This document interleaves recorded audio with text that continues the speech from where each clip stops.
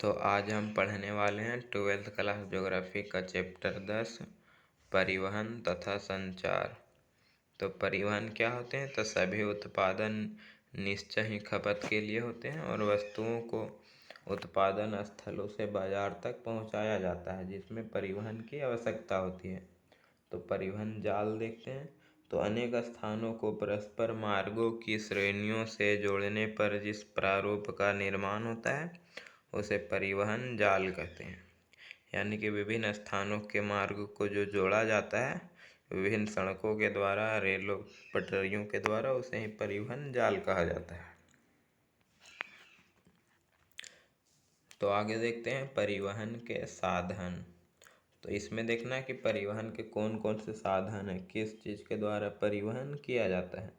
तो इस चार्ट में देख सकते हैं परिवहन के साधन में 3 भागों में बांटा गया, स्थल, जल और वायु। फिर स्थल को 3 भागों में बांटा गया है, सड़क, रेलवे और पाइपलाइन।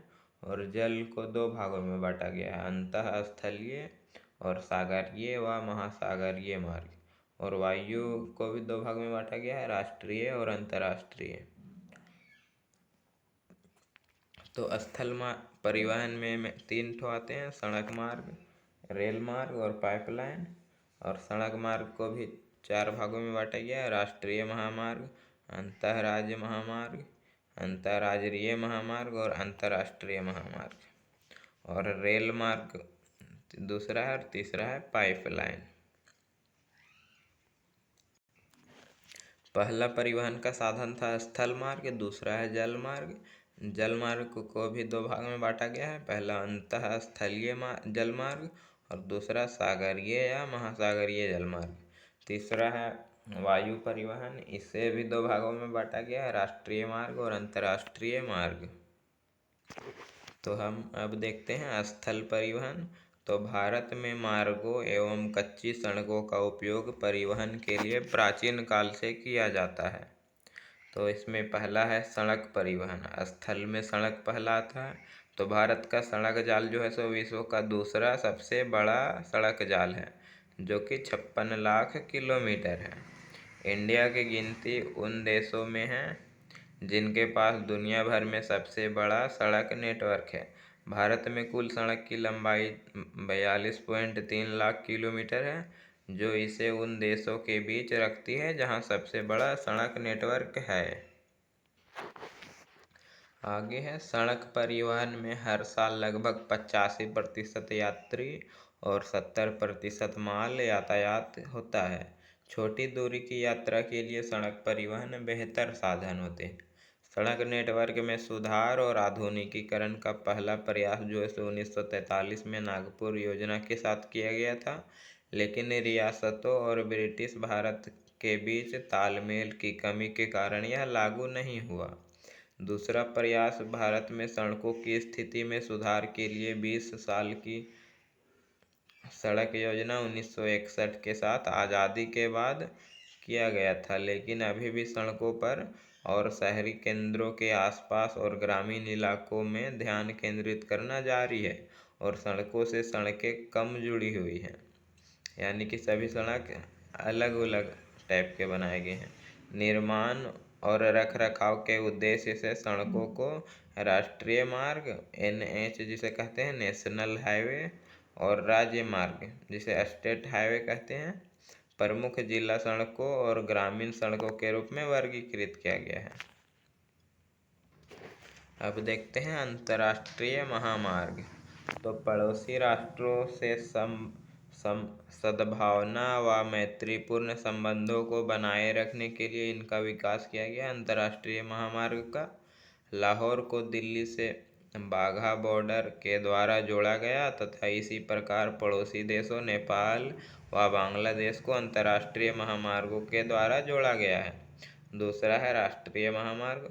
तो NH नेशनल हाईवे ने उन सड़कों का उल्लेख किया है जो केंद्र सरकार द्वारा बनाई और बनाए रखी जाती है। राष्ट्रीय राजमार्ग अंतरराज्यीय परिवहन और रक्षा क्षेत्रों और सामरिक क्षेत्रों में सामग्री के आवागमन के लिए हैं। आगे है 2008-9 में राष्ट्रीय राजमार्गों की कुल लंबाई जो है सो 70,934 किलोमीटर थी, जो 1951 में 19,700 किलोमीटर थी। ये राजमार्ग राज्य की राजधानियों, प्रमुख शहरों, महत्वपूर्ण बंदरगाहों, रेलवे जंक्शनों आदि को जोड़ते हैं और कुल सड़क लंबाई का केवल 1.67% होने के बावजूद लगभग 40% सड़क यातायात करते हैं। ये जो है राष्ट्रीय राजमार्ग, इसका कुल लंबाई 1.67% है, लेकिन यह 40% यातायात को सुविधा उपलब्ध कराते हैं। भारतीय राष्ट्रीय राजमार्ग प्राधिकरण NHAI 195 भूतल परिवहन मंत्रालय के तहत एक स्वायत्त निकाय है, जिसे विकास, रखरखाव, संचालन और राष्ट्रीय राजमार्गों की गुणवत्ता में सुधार के लिए जिम्मेदारी सौंपी जाती है। अगला है भारत के राष्ट्रीय महामार्गों की विशेषताएं। तो पहला विशेषता है, इन मार्गों को केंद्र सरकार द्वारा निर्मित और अनुरक्षित किया जाता है। दूसरा, इन मार्गों का उपयोग अंतर्राष्ट्रीय परिवहन, सामरिक क्षेत्रों तक रक्षा सामग्री एवं सेना के आवागमन के लिए होता है। तीसरा, ये मार्ग राज्यों की राजधानियों, प्रमुख नगरों, महत्वपूर्ण पत्तनों तथा रेलवे जंक्शनों को जोड़ते हैं। चौथा, 2008-9 में इन मार्गों की कुल लंबाई 70,934 किलोमीटर थी। ये मार्ग देश की कुल सड़कों की लंबाई का 1.67% है। इन मार्गों का रखरखाव NHAI भारतीय राष्ट्रीय महामार्ग प्राधिकरण करता है। अगला टॉपिक है सीमावर्ती सड़कें। तो सीमावर्ती सड़कें सीमा सड़क संगठन के अंतर्गत आती है। देश के उत्तरी एवं उत्तरी पूर्वी सीमा से सटे राज्यों के आर्थिक विकास एवं रक्षा दृष्टि से इन सड़कों का विकास किया गया है। BRO ने चंडीगढ़ से मनाली होते हुए लेह तक औसतन 4,270 मीटर वाली सड़क का निर्माण किया है। अगला टॉपिक है राष्ट्रीय महामार्ग विकास परियोजना। तो भारतीय राष्ट्रीय महामार्ग प्राधिकरण ने देश भर में विभिन्न चरणों में कई प्रमुख परियोजनाओं की जिम्मेदारी ले रखी है। जैसे कि पहला है स्वर्णिम चतुर्भुज परियोजना। इसके अंतर्गत 5,846 किलोमीटर लंबी 4 से 6 लेने वाली उच्च सघनता वाले यातायात गलियारे शामिल है, जो कि देश के 4 महानगरों दिल्ली, मुंबई, कोलकाता व चेन्नई को आपस में जोड़ती है। जो स्वर्णिम चतुर्भुज परियोजना है वह 4 महानगरों को जोड़ती है। उत्तर, दक्षिण तथा पूर्व पश्चिम गलियारों को जोड़ता है। इसमें नॉर्थ में जो है सो साउथ कॉरिडोर श्रीनगर टोक से कन्याकुमारी 416 किलोमीटर। ईस्ट वेस्ट जो है सो कॉरिडोर जो है सो सिलचर जो असम से पोरबंदर जो गुजरात में है 3640 किलोमीटर इसको जोड़ता है। अगला टॉपिक है राज्य महामार्ग। तो ये सड़कें राष्ट्रीय राजमार्गों से जुड़ी हुई है और जिला मुख्यालयों और अन्य महत्वपूर्ण कस्बों के साथ राज्य की राजधानियों में शामिल हो जाती है। कुल सड़क की लंबाई में इनकी हिस्सेदारी जो है सो लगभग 4% है। इन राजमार्गों के निर्माण और रखरखाव के लिए राज्य सरकारें जिम्मेदार हैं। इसमें आते हैं मुख्यतः जिला सड़कें, जो ये सड़कें जिला मुख्यालय और जिला के अन्य महत्वपूर्ण नोड्स को जोड़ती है। इनकी देश की कुल सड़क लंबाई का 60.83% हिस्सा है जिला सड़कों का। अगला है ग्रामीण सड़कें।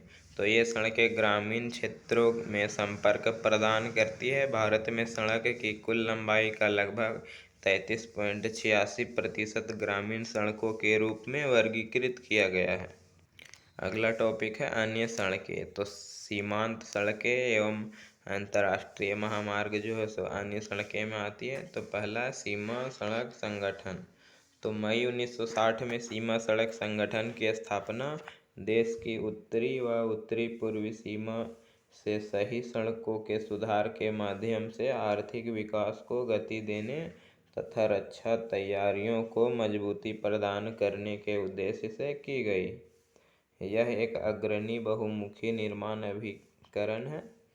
इसने अति ऊंचाई वाले पर्वतीय क्षेत्रों में चंडीगढ़ को मनाली व लेह से जोड़ने वाली सड़क बनाई। दूसरा है अंतर्राष्ट्रीय महामार्ग।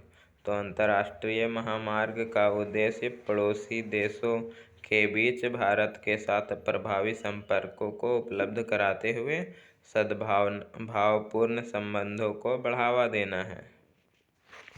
अगला टॉपिक है सड़क घनत्व। तो देश में सड़कों का वितरण एक समान नहीं है। सड़कों का घनत्व प्रति 100 वर्ग किलोमीटर क्षेत्र में सड़कों की लंबाई जो है वह एक क्षेत्र की सड़कों के नेटवर्क की तुलना में दूसरे क्षेत्र से करने की विधि है। राष्ट्रीय औसत सड़क घनत्व जो है सो 125.02 किलोमीटर है। यह 2008 के अनुसार है। सड़कों का घनत्व इलाकों की प्रकृति और आर्थिक विकास के स्तर से प्रभावित होती है। चूँकि अधिकांश उत्तरी राज्यों और प्रमुख दक्षिणी राज्यों में सड़कों का घनत्व अधिक है, जैसे उत्तर प्रदेश में सड़क का उच्चतम घनत्व जो है सो 532.27 किलोमीटर है, जबकि हिमालयी क्षेत्र, उत्तर पूर्वी क्षेत्र, मध्य प्रदेश तथा राजस्थान में सड़कों का घनत्व कम है। जैसे जम्मू कश्मीर में सड़क का घनत्व 10.04 किलोमीटर है। उच्च ऊंचाई वाले क्षेत्रों, बरसात और वनों की तुलना में सड़कों की गुणवत्ता घनत्व के अलावा मैदानी इलाकों में भी बेहतर है। अगला टॉपिक है सड़क घनत्व को निर्धारित करने वाले कारक। तो पहला है भूभाग की प्रकृति, यानी कि मैदानी क्षेत्रों में सड़कों का निर्माण आसान व सस्ता होता है, जबकि पहाड़ी व पठारी क्षेत्रों में निर्माण महंगा व कठिन होता है। इसलिए सड़कों की गुणवत्ता व घनत्व मैदानी क्षेत्रों में अधिक तथा ऊंचाई, बरसाती व वनीय क्षेत्रों में कम होता है।